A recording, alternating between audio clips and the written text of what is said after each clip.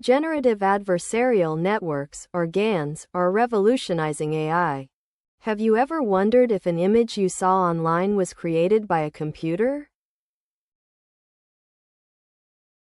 Today, we'll demystify how these incredible AI systems work. We'll break down GANs, their core components, and their exciting training process. Get ready to understand the magic behind AI-generated content.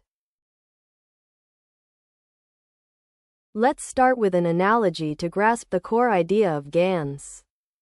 Imagine an art forger trying to create a masterpiece and an art critic trying to spot fakes. Initially, the forger makes a crude copy. The critic easily spots it. The forger practices, learning from their mistakes. The critic also sharpens their eye, looking for finer details. Over time, the forger gets so good, their art is almost indistinguishable from the real thing. This is the essence of GANs, two networks locked in a constant battle of improvement. At the heart of a GAN are two main components, the generator and the discriminator.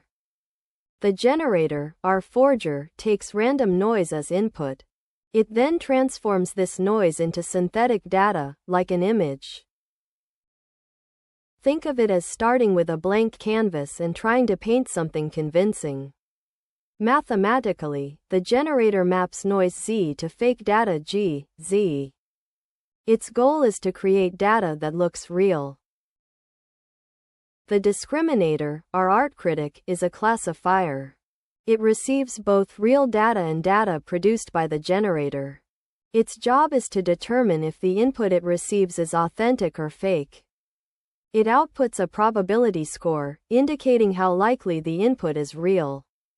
This network learns to distinguish subtle differences. It maps input data X to a probability between 0 and 1. Now, how do these two networks train together? It's a fascinating dance. The discriminator wants to correctly label real images as real and fake images as fake. It aims to maximize its accuracy in classifying the data it sees. Its loss function guides it to become a better detector. The generator, on the other hand, wants to fool the discriminator. It aims to produce fakes that the discriminator will classify as real. Its loss function pushes it to create increasingly convincing outputs. This creates a minimax game, a delicate balance of opposing objectives. The generator tries to minimize the discriminator's ability to distinguish its fakes.